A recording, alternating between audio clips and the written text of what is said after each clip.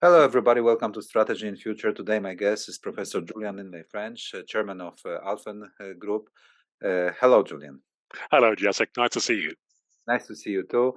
We haven't talked to each other in a while. In the meantime, you kept writing your essays about the turmoil, about the geopolitical tensions and situation, of course, war in Ukraine and things around it. Recently, you wrote a piece about sort of the as a challenge to Kissinger's perspective, and I'd like to start our conversation with this. Uh, could you tell our audience, what do you think? What is strange in how Kissinger has been approaching this war in Ukraine and the great power game that is unfolding? Let's maybe get started with this, general question.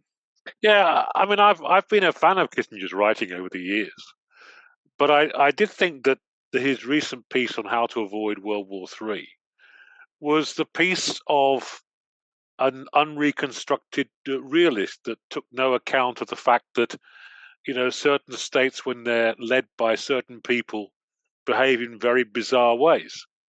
And Kissinger was calling on effectively, that Russia must be maintained as a pillar of the international system. Well, yeah, but this Russia with this man in charge, I mean, it's if you're going to have pillars of a system, you've got to be fairly sure that the pillar can be relied upon.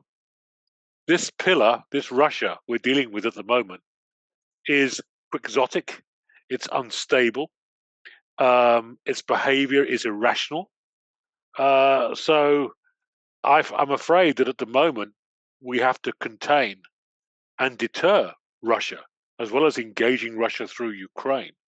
The idea of building a partnership with Russia to maintain the stability of the global system, well, that will come later. I think the concerns that I have about this Russia are increasingly shared in Beijing as well. So, uh, Russia is isolating itself. Russia has basically made it clear it doesn't want to be part of the rules-based order. It wants to be a consistent defector. It wants to pretend to have agreements and treaties and then at the key moment defect, causing maximum impact and damage. And you just cannot build a sustainable relationship with a state like that. That you Poles, of all people, know that only too well.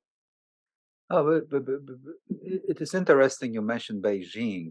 So you still you sort of think that Beijing is also not happy with the revisionist approach of Russia, this Russia, because of what? Because Beijing wants to keep the globalization on, going on, or because of the correlation of power, or because of the threats of use of nuclear weapon, which would also undermine the Chinese position in the Western Pacific, relatively at least. So, what are the reasons for this, as you presume, to behavior of Beijing?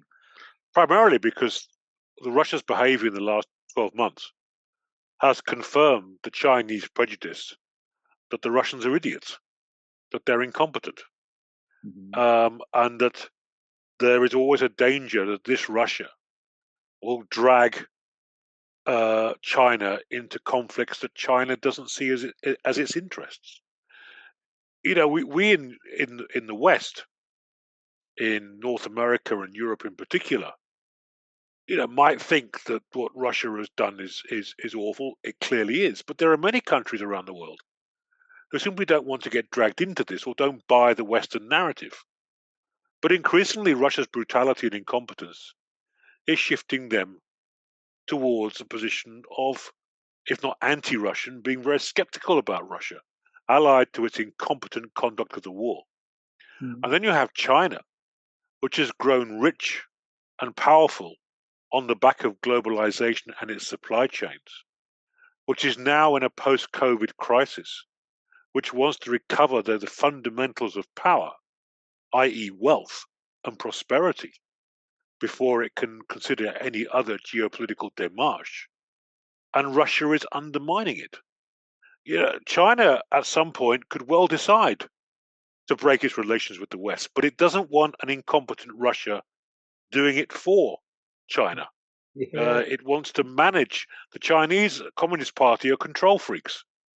And the thing about Putin is he's becoming increasingly irrational and uncontrollable.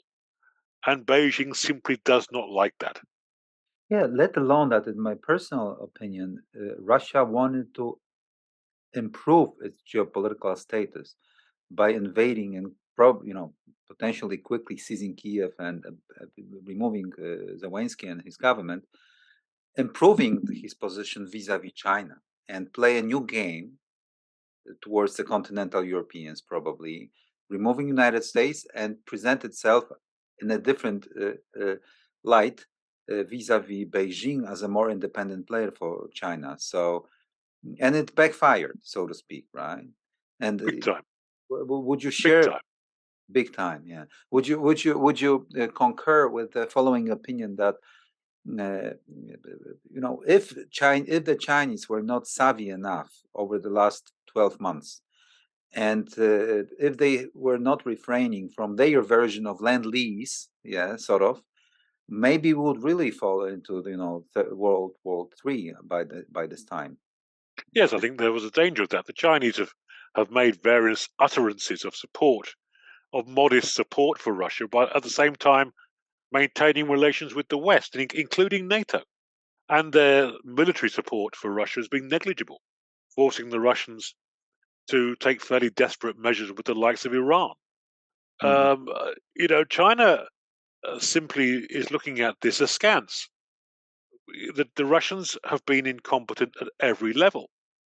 I mean, the very strategy that Putin and his clique somehow convinced themselves would return Russia to some kind of pre 1990 global status was doomed to begin because the fundamentals of Russia are fundamentally weak. And they're weak because the regime has refused to modernize the Russian state and its society for the 21st century. One only has to contrast the reforms that have taken place in Poland since 1990 with what's not happened inside Russia since 1990 to see that this is a desperate attempt to return the world back to, if not the 20th century, even the 19th century. Oh, yeah, no, yeah, yeah. You But know, Russia has not the power to do that. exactly. And coming back to the Kissinger's claim, as we were reading his stuff, recently here in Warsaw. So what struck us most acute was that in Kissinger's realistic terms, Russia doesn't deserve to be a great power. That's why it's not a pillar of the international system, and that was proven at the gates of Kiev and the following battles that Russia lost. Simply put, and that introduced Mm. Ukraine as a entity, geopolitical entity that has a say in the security matters of Central and Eastern Europeans, or AKA in the intermarium, as we call it here in Warsaw. Yeah, Uh, and, uh, and that changes the balancing game across the European continent, uh, changing the matrix that especially the Germans and the French are being used to since the Congress of Vienna and the times of Napoleon, with Russia being a European player big time, right? It's out of the system, and the war was initiated to become a player in Europe, and it was, correct. and at Kiev it was refrained. I mean, it was stopped from having this chance. So even in Kissinger's I'm not sure if you concur with how we perceive it. So that changes the situation, and my question is: do you believe that in Berlin and in Paris, which, as you can imagine, in Warsaw, are not seen as really all over in favor of Ukraine and the war, are they coming to terms with the reality that Russia has not proven to be a great power to have an impact on the European system of balance of power, or not yet? I think the French are more than the Germans.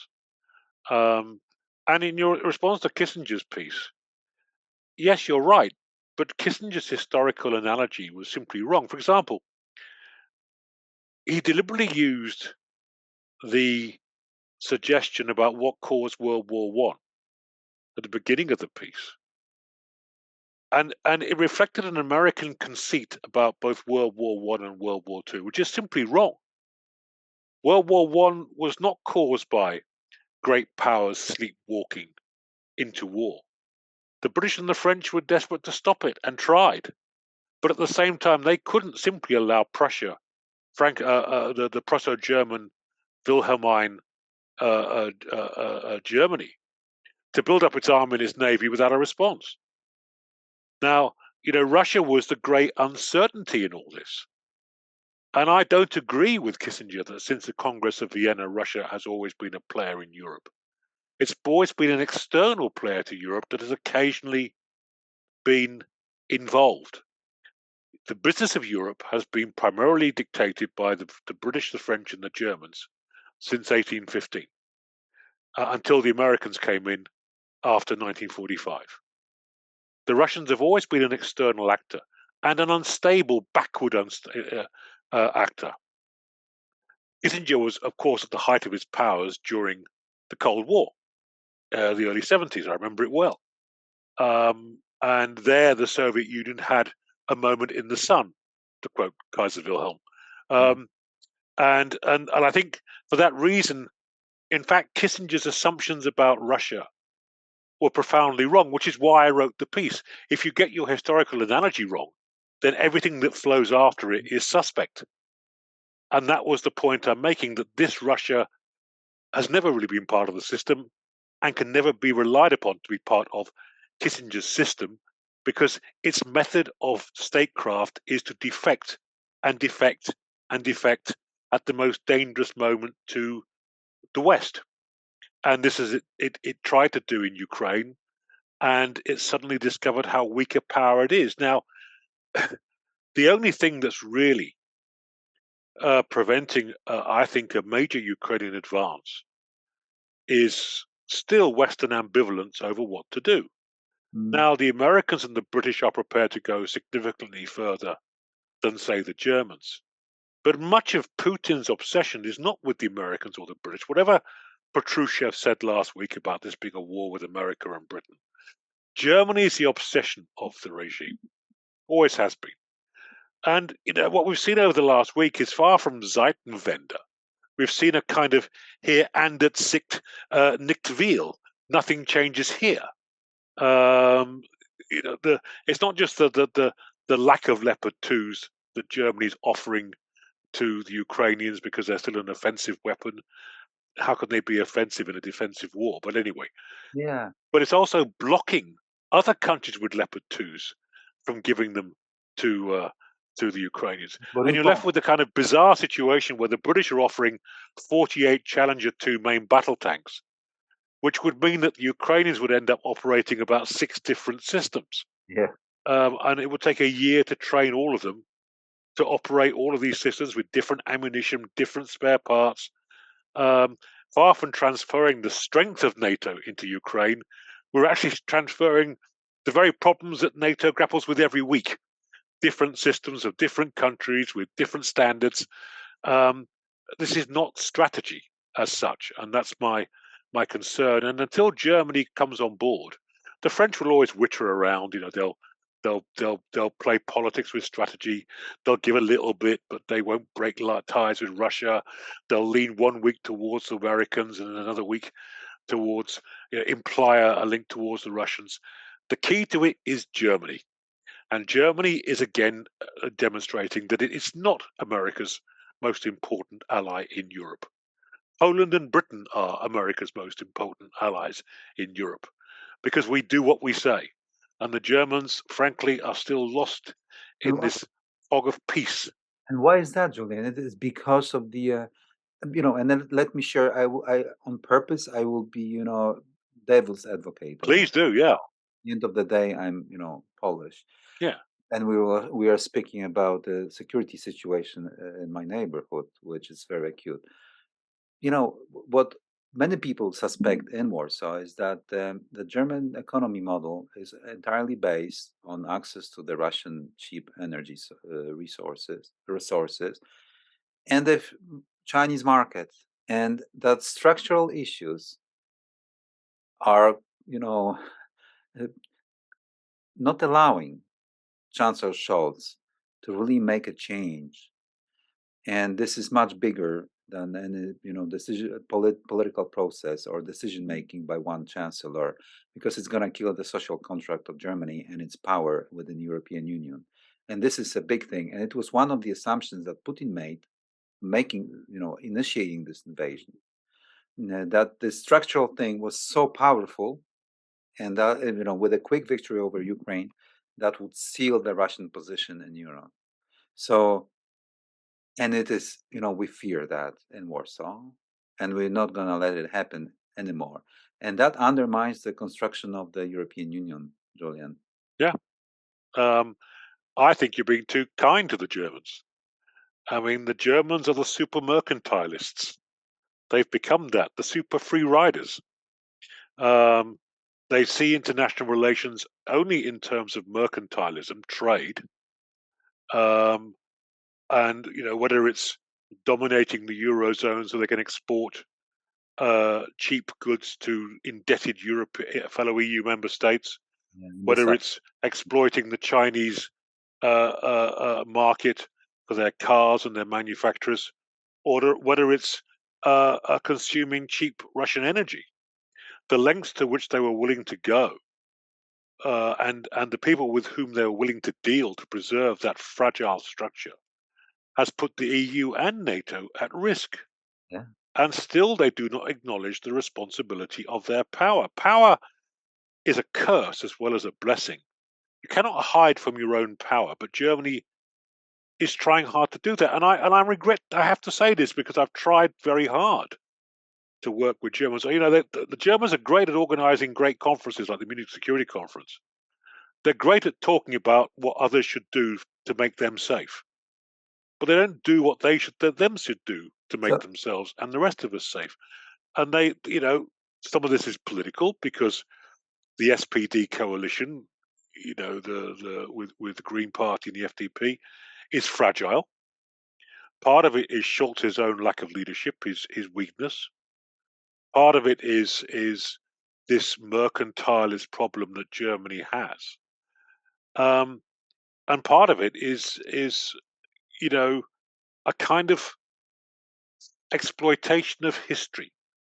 I think I might have told you before, but stop me if I have. But I got into big trouble when I wrote a piece in the Herald Tribune in the early noughties, when I talked about Germany, and I said that at the time, for 60 years, for 50 years, the West had told Germany that it couldn't do anything because of World War II.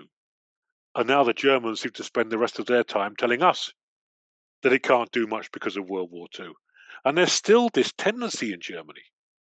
Most of us regard modern democratic Germany as a completely different country to the one in the past.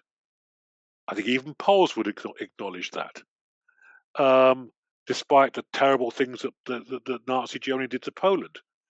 But when it's convenient to the Germans, this is what frustrates me, is that they still use that argument to avoid why they're not investing in their armed forces so that NATO deterrence and defense is truly credible should the Americans be busy elsewhere, which, let's face it, could happen in the 21st century. oh yeah. So, I fully understand Poland's frustration with your neighbor. The rest of us are pretty frustrated with Germany as well. Mhm. Yeah, because it really seems that, hinged upon their decision, the future of Ukraine, lies. I mean, yeah, is dependent.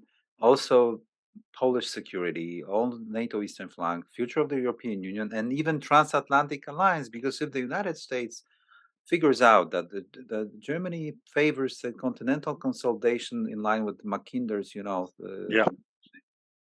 and then the Americans will play hardball. I mean, and Well, the Americans will play hardball anyway because that's the Americans, and frankly, they're right to do that. But frankly, I wrote my PhD on what became ESDP and then CSDP many years ago, Mhm. and I believed in it, but I don't believe in it anymore because there's no hardcore at the heart of the project.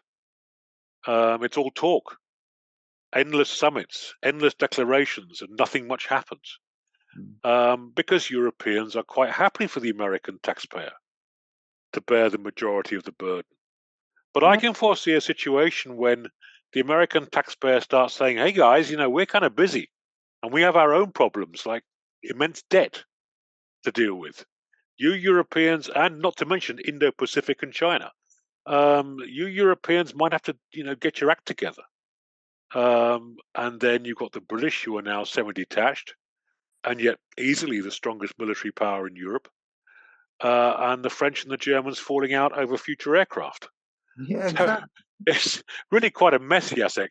You would have thought that what happened in Ukraine would lead to some kind of consolidation, but it doesn't seem to be. A Does year on, it just that doesn't seem to be. doesn't seem, and in Poland we have no illusions anymore. You know that, and that's why You, we. Pol- you Poles have never had any illusions, and rightly so.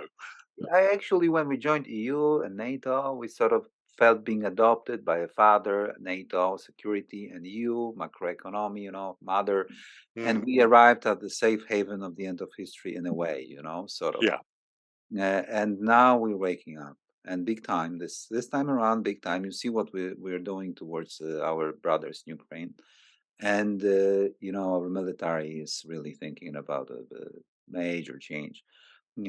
I'll get back to that, but maybe not change the subject because this is part of the yeah, bigger. But what are your observations from the warfare in Ukraine, especially in the context of Polish military reforms that we will implement? What do you think? What would be your sort of the main points, the focal points on which we should focus? What do you think? What are the for the history of warfare for the yeah. The future of war, warfare. yeah, for the future? Well, first of all, concentrations of troops are extremely vulnerable if they have large digital footprints, particularly if your troops use mobile phones, which is not a very good idea. Mm, Second, many of the assets of battlefield mobility, traditional battlefield mobility, from strike aircraft to helicopters, are extremely vulnerable to anti-air and anti-tank systems. Third, that if you haven't got a truly effective disruptive electronic warfare element, then large formations are extremely vulnerable to attack. Small unit cohesion and small unit action, which mm, ironically is what the British Army has been teaching the Ukrainians, because that's the British way of war, has proved extremely useful and successful. And above all, it's all information and intelligence led. mhm. You've got to have a real time, increasingly fast, strategic and battlefield picture so that you can act on information extremely quickly. So precision is killing concentration. The principle of mass is being undermined by the principle of precision And maneuver. and maneuver, quick maneuver aligned with the beautiful C2 and C4 and C5, which is, preferably real time and immune, right? Immune Yeah, to the enemy's action. And of course, long fires, right? I mean, long fires, absolutely vital. Um, but, I would advise Poland not to do what the British have done. The British Army has been, the mass of the British Army has been sacrificed in pursuit of maneuver Mhm, because maneuver is expensive. And now the mass of the British Army is too small. In fact, much of the discussions in London about this revised review are about that. mhm, That the British Army will have to be bigger, even though we're a maritime power, because we simply can't fulfil our obligations under the NATO defense plan. mhm, Um, Poland is going to be an army-centric, land-centric power. That is your geography. I would strongly advise more maneuver, more professional forces, because professional forces are the ones that can exploit advanced capability, but also do not sacrifice the mass of it, so that you can really um, supply, put, really a significant number of highly effective formations into the field. That if things go wrong, as they do in battle, junior leadership is sufficiently strong to be able to maintain momentum. That's the other thing that the Russians have found, which is their so-called kontraktniki have proved, ineffective. And the reason is because they haven't solved in their modernization programs the very issue which makes Western forces so capable, which is junior leadership, whether it's sergeant level or up to captain level. That the individual has a strategic picture and understands their actions within that frame. And if they're cut off, they will continue to achieve their objectives because of their wider understanding of the mission. That is leadership. And here again, the Russians have shown themselves, not for the first time in history, to be incompetent. Mm, yeah. The debate in Poland, given everything that we have just mentioned, Yeah, this the doubts and faltering of Germany, and NATO being sometimes empty shell without real forces, extended nuclear deterrence thing, nuclear threats, and of course, one great fight that the Ukraine army is putting up, approaches of the Baltic friends and the Scandinavian friends, and so on. We are in the midst in Poland debate because the way we will shape the military strategy will have a huge impact on our relationship with the friends, even with Germany and with the United States. Because simply geography is pushing us towards the active defense at least. of course. But that poses difficult questions for the Article 5, NATO, this all this mutual defense thing and stuff. And we are at the crossroads because we would like to have long-range fires. Also, General Zaluzhny, commander of the Ukrainian army, is advocating for the Ukrainian indigenous long-range strike reconnaissance complex to hit the Russian, to stabilize the equilibrium, right? Yeah. And theoretically, Poland should also wish for that. And we should also field our own system capable of hitting targets up to the Ural Mountains to stabilize. Because if there is no other way of stabilizing the situation, you need to deter by that, right? So, Yes, but then I would advise Poland to use the famous Nike advertising slogan: "Just do it. You're a leader, Poland. yeah, You've but been sometimes conspicuous." politically we feel a little bit, fearful of stepping out of this NATO cohesion thing, which is a big temple. You know what I mean, right? I know exactly what you mean, but I think your history makes it perfectly clear that Poland must always take steps to ensure that Poland's security is first and foremost assured, whatever happens with allies and partners. Now, I think that Poland making very clear statements will drag others along with it. Um, because my fear, frankly, is that the United States becomes overstretched and the world over. Britain is building a powerful new navy. We have new frigates, new destroyers, new aircraft carriers, new nuclear attack submarines. We're building four enormous ballistic nuclear powered missile submarines. Um, and the message is clear, given the size of the British Army. Okay, yeah, we'll pay lip service to continental Europe, but we're looking after ourselves. No one's going to really think about attacking Britain because we can wipe them out with nuclear weapons. Um, and that means that we're becoming increasingly attached. And it strikes me that what Poland has to do is to drive Germany. Now, that might sound a bit grand, but that is in effect what you've got to do. You've got to hold Germany to account for Zeitenwende. You've got to push Germany to modernize its armed forces in parallel with your own, because the land deterrent backbone of the alliance going forward will be that Berlin-Warsaw axis. Yeah. Look at a map. That's it. Julian, I think either we will convince Germany to do it, and then we'll build Fortress Europe, however bizarre it sounds, in terms of history. But, history sometimes is surprising. Legitimately strong democratic Europe. Yes, a sort of EU project and NATO project realigned and keeping Russia at bay out of it, with Ukraine somehow aligned. But if we do not convince Germany, because they will be keeping their fantasies about having Russia inside Europe, then we will move to recreate the Intermarium alliance. Yes, I can understand that, but look at it this way, Jacek. You have a wonderful opportunity in Poland because of history. You could legitimize Germany's real Zeitenwende by actively presenting to Germany a strategic partnership between Poland and Germany with clear visions about force goals. Now, doing that doesn't mean the Germans can't maintain a kind of Hamel-like dual-track dialogue with Russia. But all you're doing is building in an insurance policy with Germany. And if Poland gives Germany blessing, and openly so, that is a powerful incentive for the Germans, given history, the very history that too many German politicians still continue to hide behind. We'll continue to give you the intelligence. The intelligence is 70-80% American and British, with the British 50% of that American-British partnership, given GCHQ and everything we do.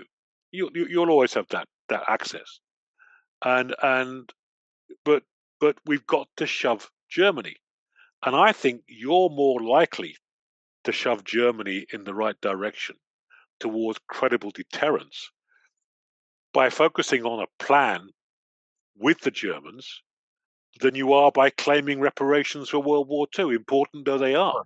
I agree with I really think that Poland, if there's a problem with Poland, and I'll say this as a blunt friend of Poland, is that you're uncertain about leading, but you are leaders.